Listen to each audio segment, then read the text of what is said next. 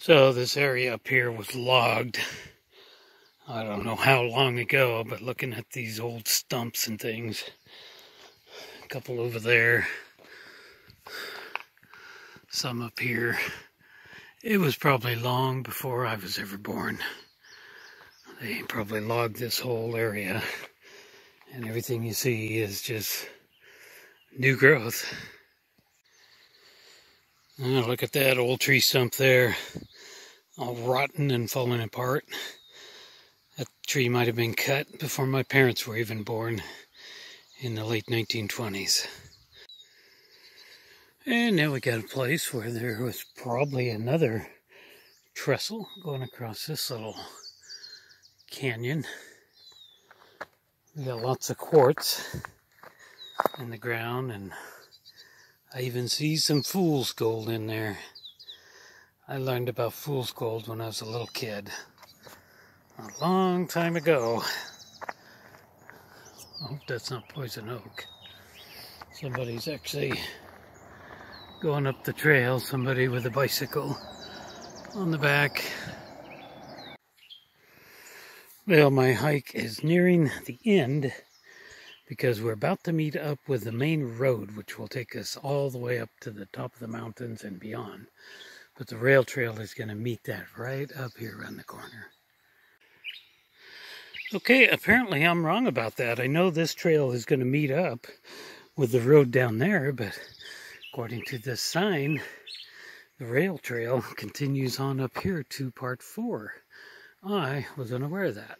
So let's keep going.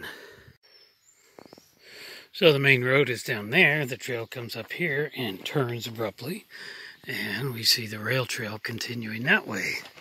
So now I gotta go up this way, and I would assume it's going to double back over here, I hope. Well, let's find out. And yep, apparently I was right. So obviously for some reason we've had to go off of the original railway trail and take this trail. I don't know why, but we're going to follow this one out. Well, that appears to be the actual railway down here, and you can see the steepness of the side of this hill. So anyway, let's continue on. Holy mackerel. Look at the steepness of the side of this mountain. So there's the original road down there. I've completely lost sight of what I thought was a railway, and it looks like it's probably blended in with the main road. That's what I originally thought, that maybe that had become the actual railway, what is now the main road. But we're going to keep following this and just see where it goes. Moving right along. And now the sun has came out. Oh, look at that. Isn't that beautiful? Like an untouched forest up there. No pandemic virus up here. It's just too beautiful for it. All right, let's keep going. All right, I have went more than a quarter mile now, and the road is getting closer and closer to the trail. And I can see what looks like the end of the trail up there. I see a sign. So undoubtedly, the Rogue River Valley Railway actually followed the road, because there's just no place else for it to go. I'm sure it didn't look quite that wide back in those days, but that's probably the path it followed. All right, hopefully we can find some information up here. So I think we're just about to the end of the railway. And now we come up to the great big huge abandoned looking granite pit. It didn't always look like this. This granite pit used to be very accessible to motorcycles. You can see the little motorcycle hill climbs everywhere. I took motorcycles up and down that hill for sure many times in the late 70s and early 1980s until I quit doing that. So where that pickup just went will take you on up into the mountains, and you could even go to Applegate or Grants Pass or Rogue River from there ultimately.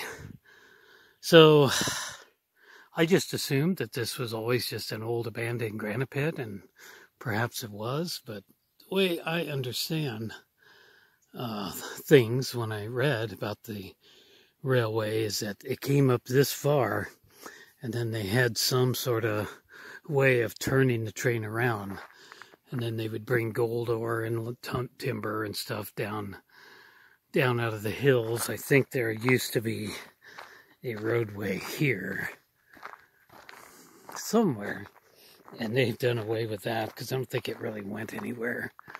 Now there's just trails. And so that's my understanding of the way things were. The train came up this far, and then they would get loaded with all kinds of stuff, and that would be the end of that. Yeah, there used to be a road going up in that way now, and now there no longer is. Oh, pretty sky this morning. So anyway, they're trying to reclaim this area. You see, we got a duck out there now, having the time of his life. And yeah, that's it. So this is the end of the trail for the Rogue River Valley Railway. As far as I know, it did not go any farther than this. And we're gonna walk back down the road now, and hopefully I can see where the actual railway kind of met up with this road. So I've walked down the road about a quarter mile or so, and near as I can tell, this is where the railroad must have entered. It's the only one I see. This is where it must have entered this road, which will take us up to the old abandoned granite pit. So that must be in where it came out at. I saw no other. So apparently there's a helicopter coming my way. Well, I see him now. He's just going behind that tall skinny tree. Yeah, I thought he was coming closer and closer.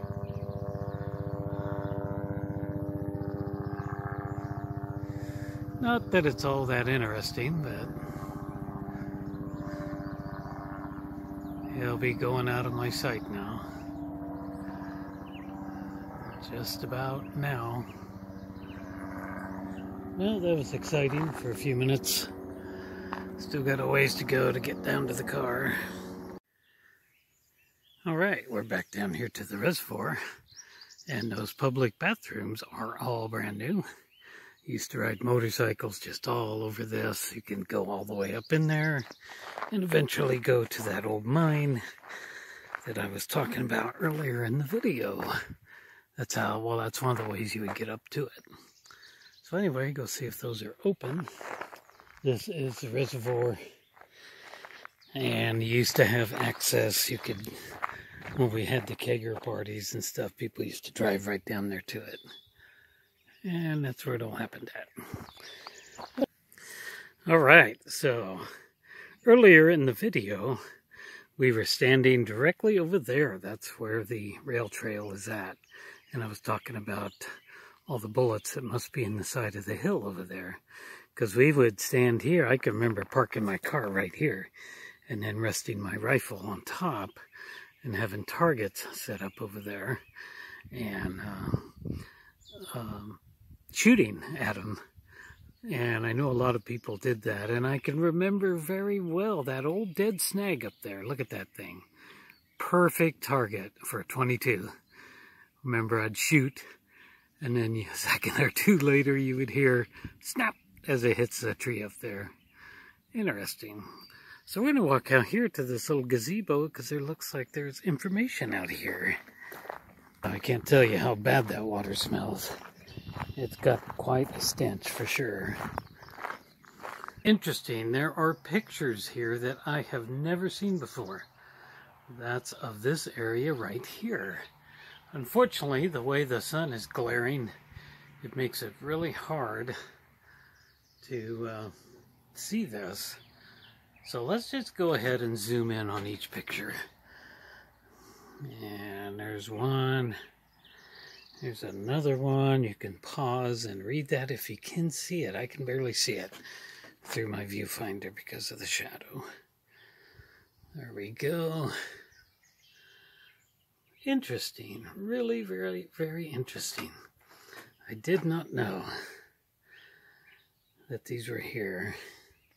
Apparently, that's where the railway will be.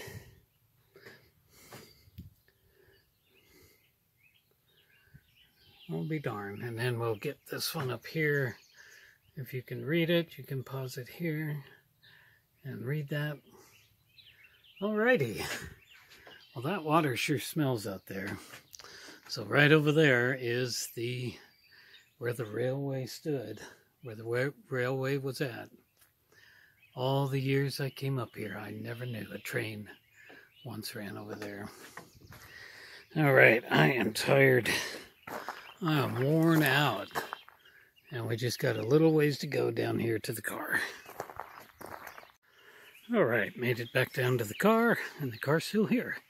That's always good news. A couple other folks are here too. Well, I hope you enjoyed this video. If you did, please give me a big thumbs up and subscribe down below. And I'll see you next time. Thanks for watching.